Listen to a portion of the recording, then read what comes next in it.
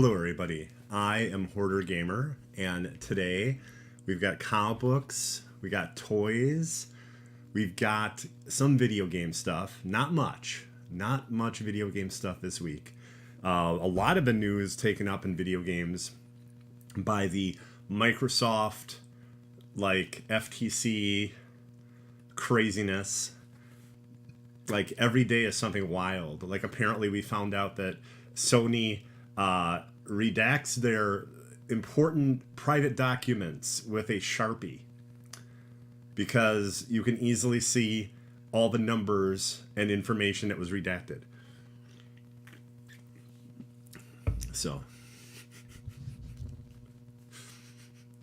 and yes, this is Hoarder's Comic Flex, so we had to have the flex there. That had to happen. I'm legally obligated. First up, we are going to be reviewing, let's see here, which one should we do first? Let's do Detective Comics, I believe 1073. It is wild and pretty mind-blowing stuff, to be honest with you. Basically, this arc from Ram V introduced the Orgum family. And if you think of like things like the Court of Owls, Ra's al Ghul is actually apparently somehow related to the Orgums. I think he's like a cousin or something like that. Well, it's this really frightening family, and they use mind control, and they have like actual like beasts in their family. It's hard to explain it, but it's really good. And basically the whole thing is they want to remake Gotham, but in a completely different way. And most of the people of Gotham are mind controlled, and Batman is being attacked by Arzen, I believe his name is, the young heir to the Orgum family. And it's just been this crazy like gothic horror story. And this part was wild because it keeps upping the stakes. A bomb goes off and everyone's freaking out, and then a member of the Orgum family does mind control and starts controlling the people and is like asking the question, has Batman made Gotham safer? Has Batman made Gotham better? Without Batman, Gotham can be just fantastic, and it can be remade. And that's the whole concept and idea here. And it's really good. It's incredibly dark.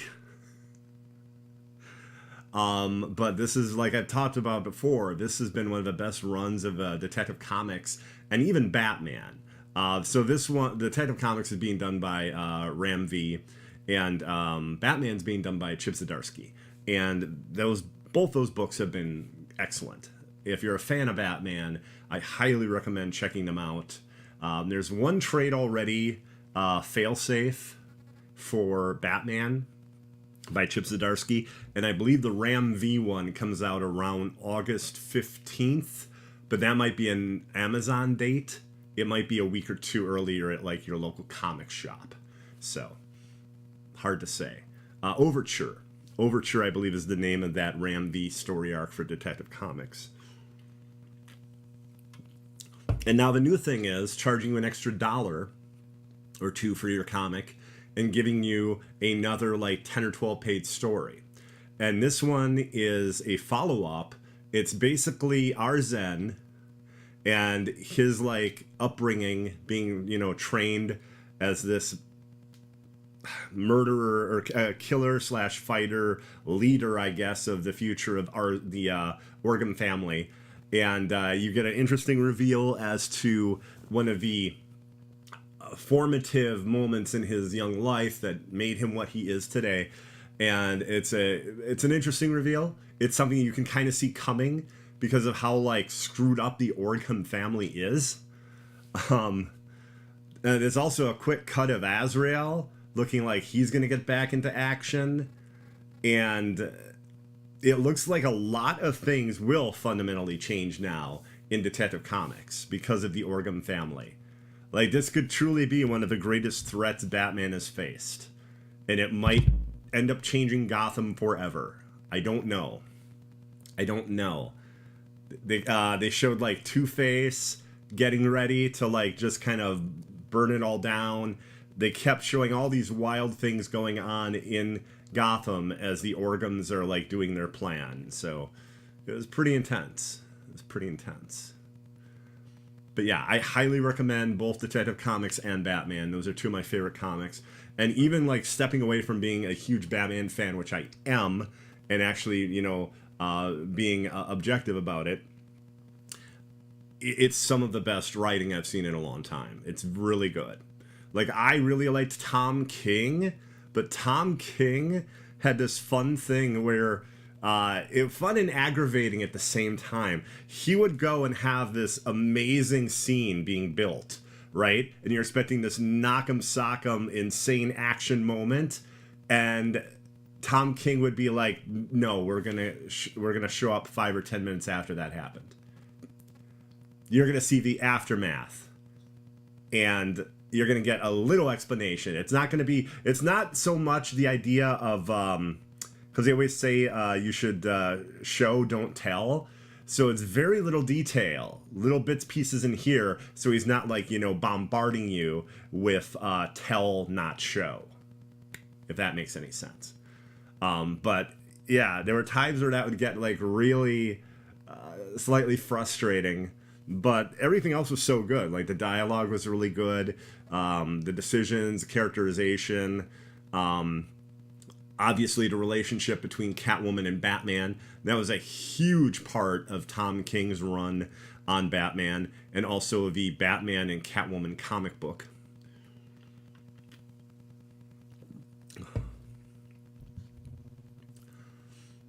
So, yeah, that was our first review, everybody. Our first review. And now we're going to talk about video games. And like I said, not all that much. Like, there weren't a lot of big, massive games that announced release dates. One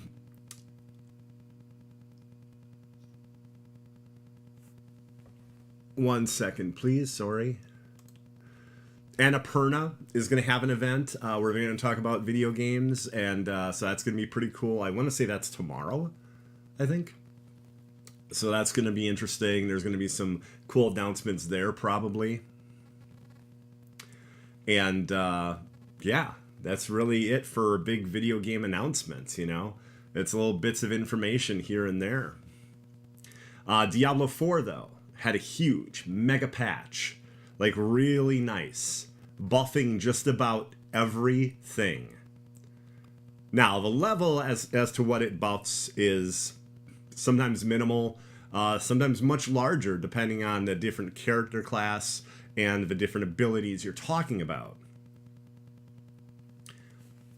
Nava, how you doing? But it was a very meaningful patch, and they did some things fixing up some of the visuals.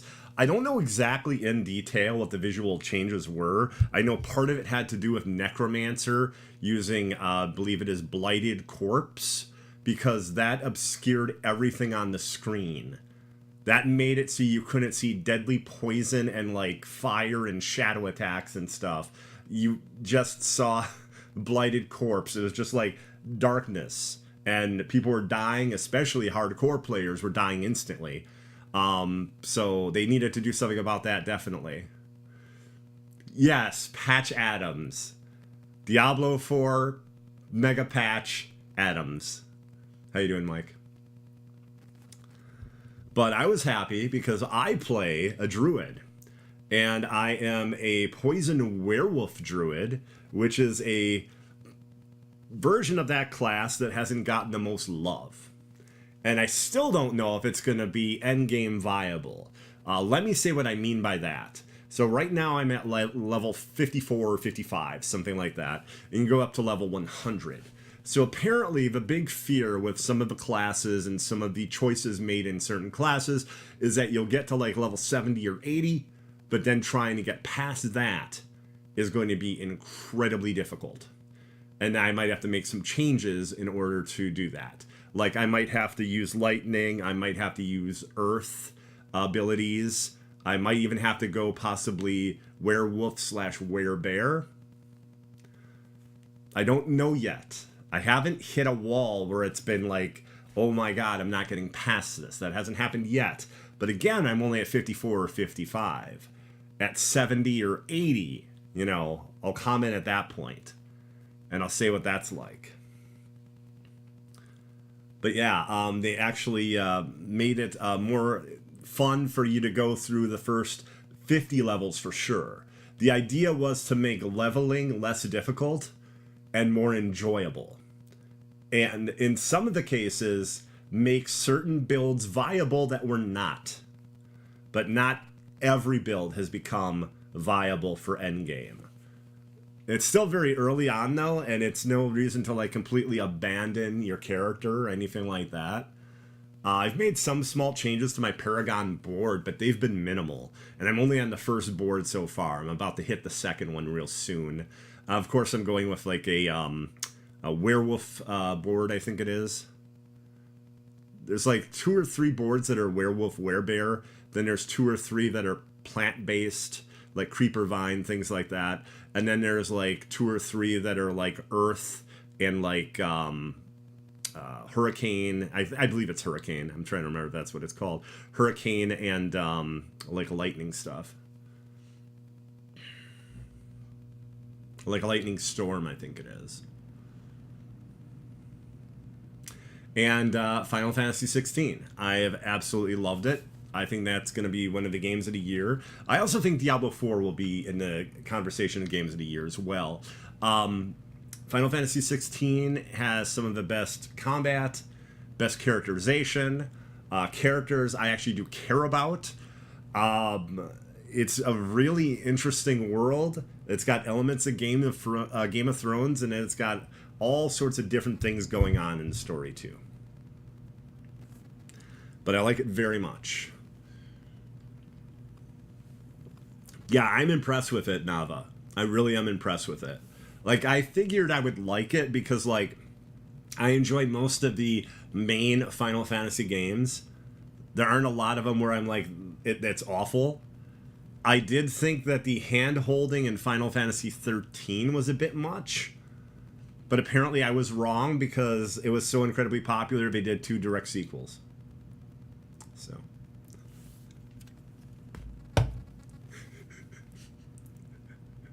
Now, I was talking about that too. I would not be surprised if Final Fantasy 16 got a direct sequel.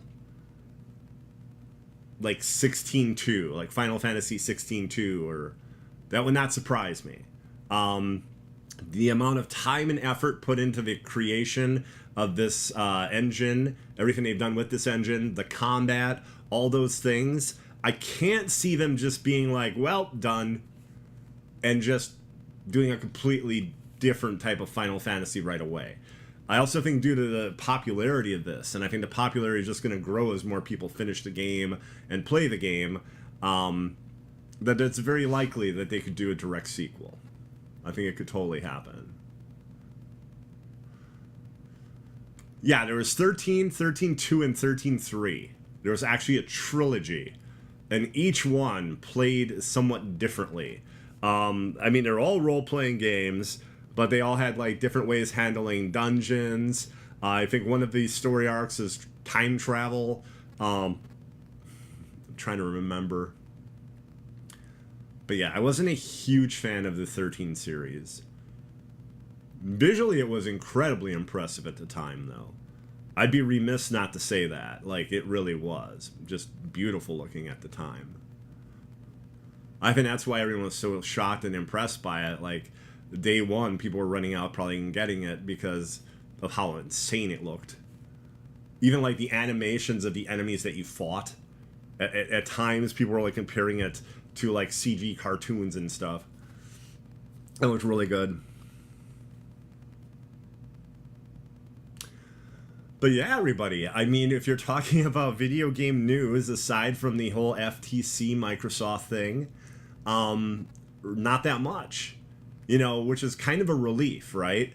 Last week we had Nintendo with their Direct, and I think, was it the week before that, I think was Xbox. You know, I mean, you don't always want to have massive, huge announcements like that. It's a bit much. It's a bit much to deal with. Okay, now we're done talking about video games, everybody. We're done. You know, all I can say besides that with Diablo 4, the season's going to be starting anywhere between mid-July to late July. We don't have a date yet, but I would not be surprised if very soon they announce a stream with the actual devs talking about what the season's going to be, what it will entail. There are rumors because some of the screenshots actually shown during a previous stream had an interesting character in the background. But I'm not going to comment on that or anything like that. But I'm very interested to see how they do seasons. Also, I saw there was an update on Diablo Immortal. And that was interesting because it was like main story threads apparently and more side missions. And just about everything. It sounded like maybe a dungeon of some kind. So I'm wondering if the big expansions Diablo 4 is going to get are going to be like that. It's very possible. I don't know. I'm guessing that will probably, and this is just a guesstimate. I'm not trying to put pressure on the studio or anything. I'm just looking at it as a game as a service and what they are probably trying to do in like a 6 month to 1 year period. I could see 6 months from now us seeing the first new playable class. I could see that being in 6 months. A year from now or a year from launch, I could possibly see the first expansion. Not that I think there'll be a big expansion every year, but I could see maybe that the first expansion could conceivably, because it sounds like there's a lot of work that's been done already on the first expansion, and they started a second one real recently too. So, and like I said, as a game as a service, you got to keep all this stuff coming in, you know? Like, it's got to compete with Last Epoch. It's got to be compete with Path of Exile 2, which I believe... I thought this week we were going to get some sort of information or something on that. You know, actually, it might be in July. It might be July. It's hard to keep track of all that stuff. But yeah, that's going to be big too. Path of Exile 2. Fall is stacked. Yeah, for me, the big titles I'm looking forward to are Spider-Man 2 and Alan Wake 2. Those two are the biggest titles I'm looking forward to. I'll pick up Mortal Kombat, especially because I want to play with friends. And I'll probably end up getting the new Assassin's Creed, because I do like that franchise a lot. I really do like that series. But, like, those are the two games I'm chomping at the bit for. Besides Suicide Squad Kill the Justice League. But again, that's like February. And I still believe, everybody, that around October or so, they're going to open the floodgates. And we're going to start seeing, maybe another boss battle, some more gameplay, maybe somewhat more refined gameplay to get people back on the train of, I want this game. You know? Because right now they're on the train that goes like, chugga chugga, chugga chugga, no way. But they want people to be on the train that goes chugga chugga, chugga chugga, hell yes. Hell yes, here's my money. Doom, how you doing? Good to see you. Hero, how you doing?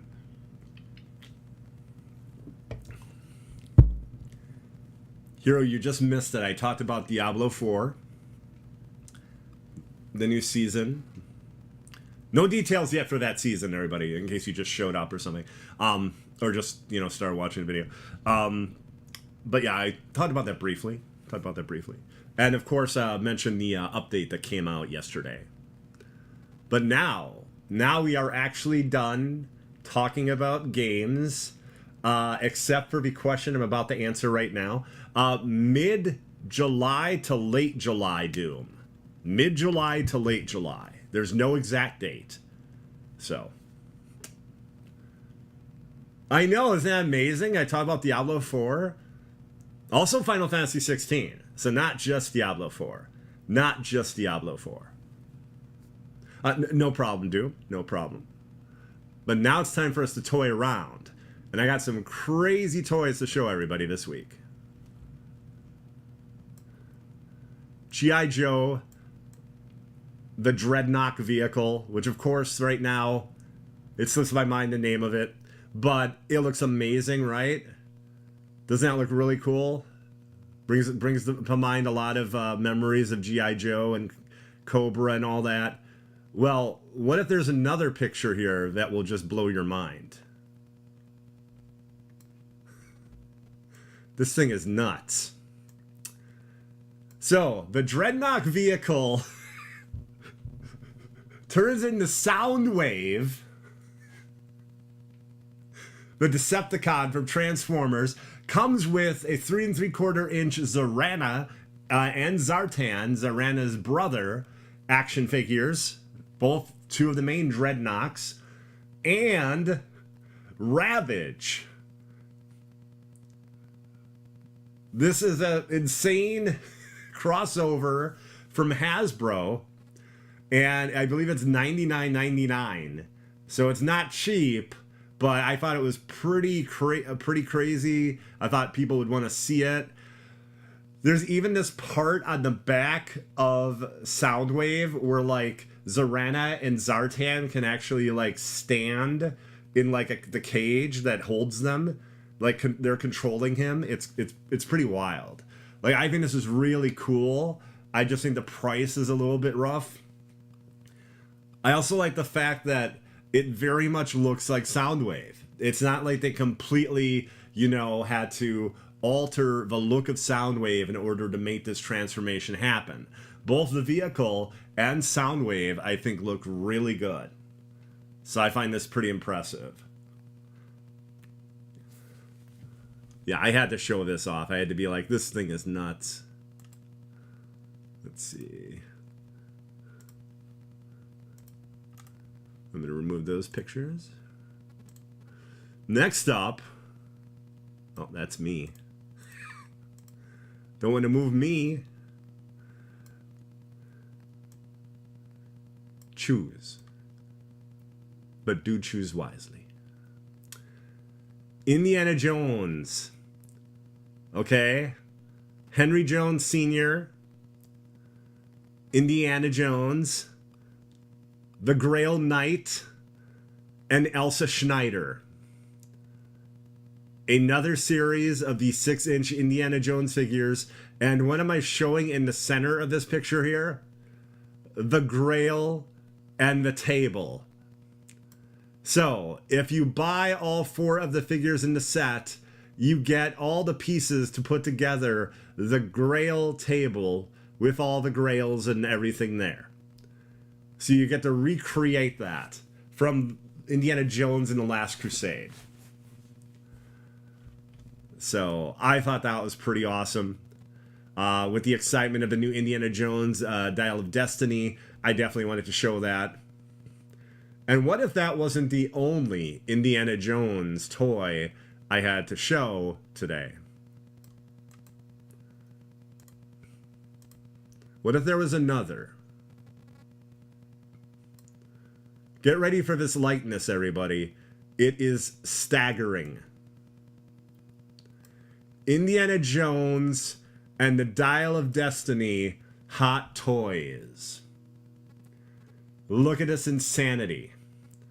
Look at the amount of detail. Look at the leather jacket.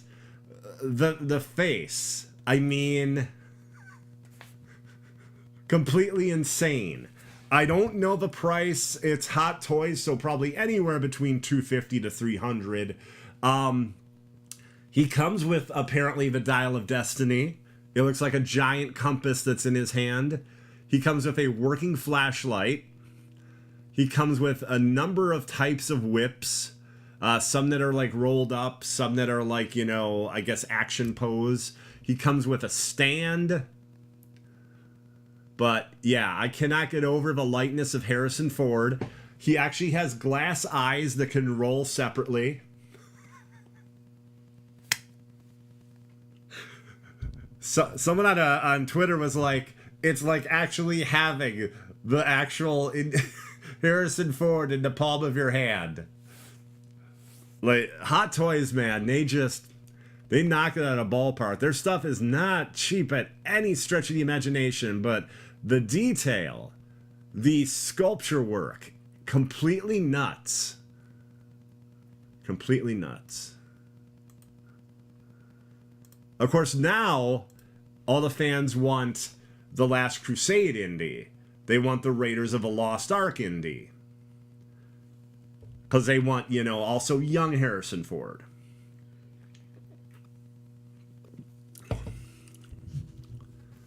But yep, now we are done toying around. I hope that was sufficient toying around for everybody. And if it's not, there's always next week. Now, we're going to look at the future of comic books, okay? The future of comics all the way to 1 week from today.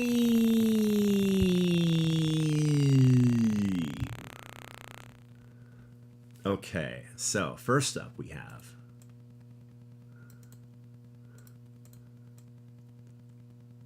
one second, everybody. For some reason, it's taking the thing I'm clicking on and choosing something else.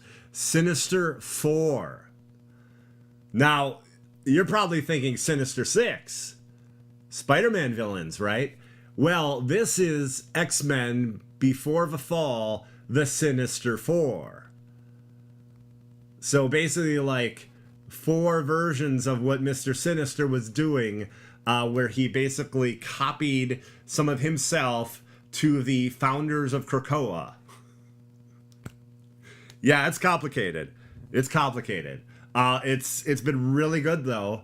That whole concept and the reveal, the sins of Sinister. But now we have the Sinister 4 right here. I think this is another 2 or 3 issue miniseries. But yeah, so there's that right there. If you want to get your Sinister on, or your evil on, there you go. There you go. Next up, this one's interesting and exciting.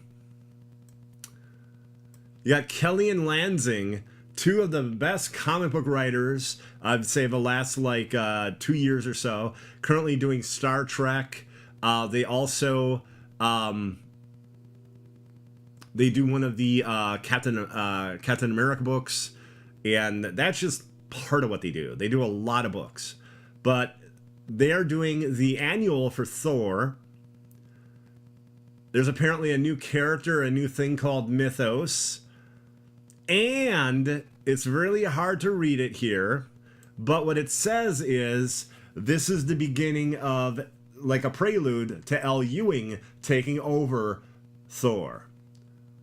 And L. Ewing is an amazing writer. I'm a huge fan of L. Ewing, and I'm very much looking forward to this. So, yeah, it's been interesting too because Donny Cates was working on Thor, then Torrin Grauenbuch went over to it, and it's been good, but not the level that Donny had things. So I'm looking forward to Ewing taking over and seeing where he goes with the character. I think it's going to be really cool. I'm very excited for it. So Thor Annual #1. It's truly a sight for Thor eyes.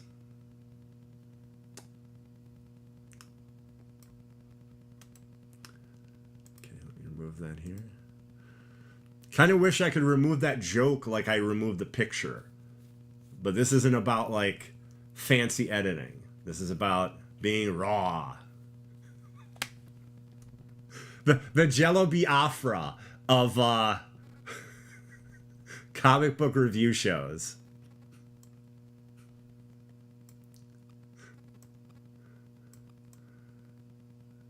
Okay, look at this insanely gorgeous cover, everybody. Look at this. This is loony. This might be like destroying the cones in your eyes. That's how crazy this is. I believe this is the cover I pre-ordered because I thought it looked astounding. This is Night Terrors. I believe this is Night Terrors First Blood #1. And Night Terrors is a series starting in July and August. It's for 2 months. This insane horror series that's going to encapsulate almost every monthly book from DC Comics for 2 months. Plus have its own, like, flagship book. So here it all begins with this issue right here. And from what I can understand, DC fans, it sounds like it's John D. And trying to get the Dreamstone, but it's hard for me to tell visually. Like, there's a preview of it, but it's hard for me to tell because different artists make John D. look different. If you watch Sandman on Netflix, you'll know who John D. is. I think he's also in one of the crossovers for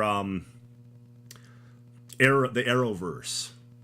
Like maybe 2 or 3 years ago, I think he was in a crossover. But yeah, it sounds like this really creepy, crazy take on the different heroes, their enemies, and their greatest fears coming, to life, basically. And the artwork on these covers is phenomenal. This is a variant cover. I apologize, I forgot what artist this is, but yeah, I love this cover. Okay, and now Night Terrors Batman #1. So there's also a series of these books that are going to have variant covers that are kind of striking like this, with just like 2 or 3 colors to the entire cover. And I like this one a lot. I thought this was really good. So it's going to be basically Bruce's worst fears manifest, the Joker's worst fears manifest, and now basically, Wonder Woman's worst fears, Black Adam's, depending on the character. Okay? But this is, Bruce, this is going to be Batman. But each character is going to get their own 2-issue series starting in July and ending in August. So.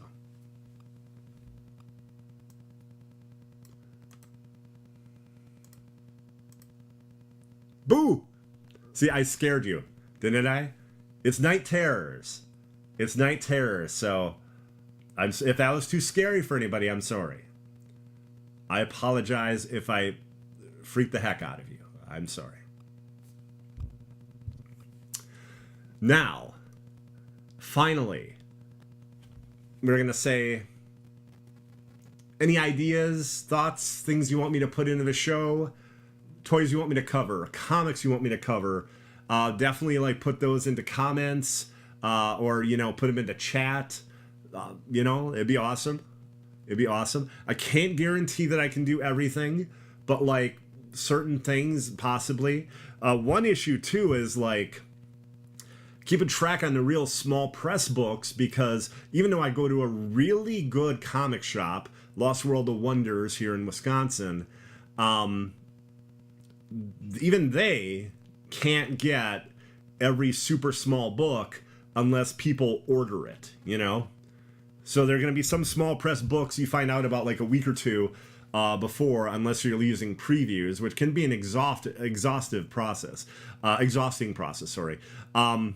because it's 300 pages every month.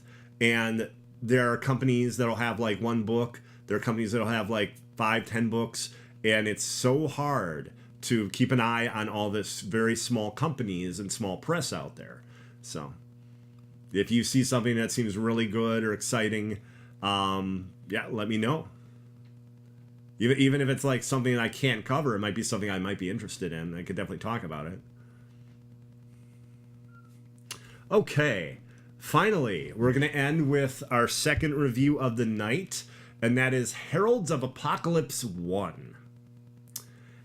Now, I very much liked it, but I felt like I was in a wading pool, and all of a sudden, like a giant wave just comes out of nowhere and just like nearly drowns me. Like, it is complicated. There's a lot to get and understand here. By the end of the issue, I was like, okay, these are the main points. Apocalypse and his wife, who I believe the name is Iska, and their relationship and how it's changed throughout the eons, and how they have basically taken separate sides in a war that is probably going to determine the destruction, well, determine how Krakoa is going to be either destroyed or remade, or what's going to happen with Krakoa, which is the island that the mutants actually took for themselves.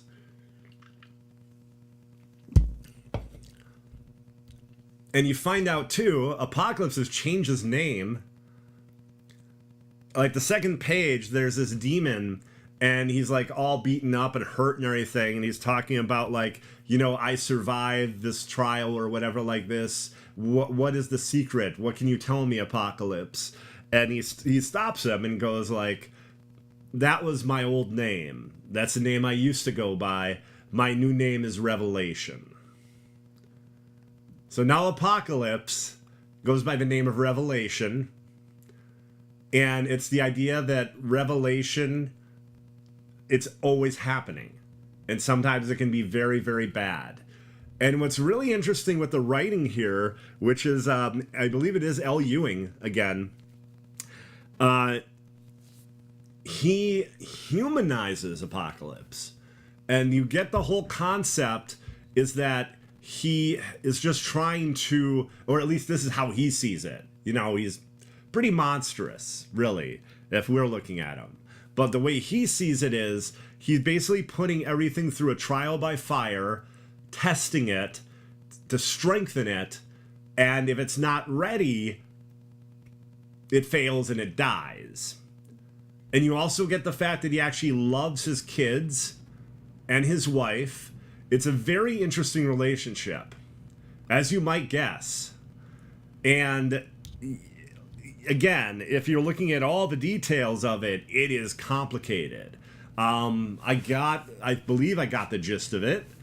I guess we'll see. But it was very good. There was great dialogue. The artwork was really good. I was very happy with it. A lot of like Kieran Gillen and L. Ewing are two of my favorite X-Men writers. Respectively, they do Immortal X-Men and X-Men Red.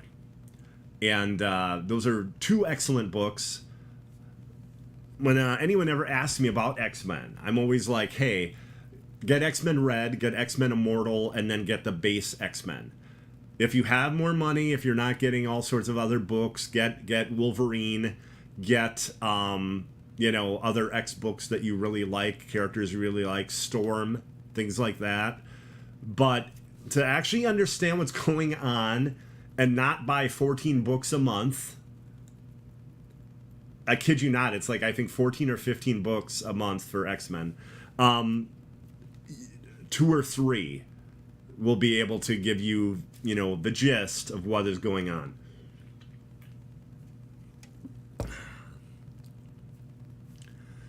But yeah, I'm interested to see where this goes. And Apocalypse's wife has gotten some help from this gold mask. Again, I apologize. There's just so much that wasn't in any of the X books I've read. So I'm just trying to piece some things together here. But it was good. It was good. It was just a bit confusing.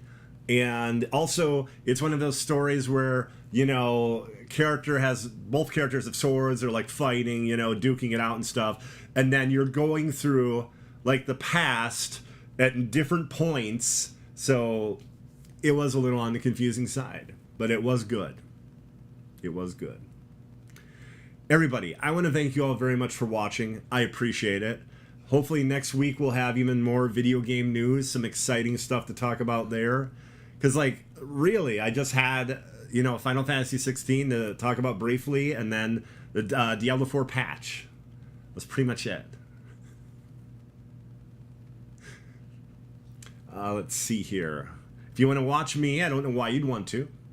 Twitch.tv/Hoardergamer. I'm doing a lot of Diablo 4. Some might say too much Diablo 4. I don't listen to that some. I just play the Diablo 4. So I'm doing a lot of that right now in Final Fantasy 16. And I want to thank again Doomkiller HD and Doom Squad Gaming for letting me borrow your channel for this show. Thank you. And yeah, I'll have another episode next week, right around 8 p.m. Central. So yeah, everybody, thanks for watching Hoarder's Comic Flex. And I will see you later. Bye-bye.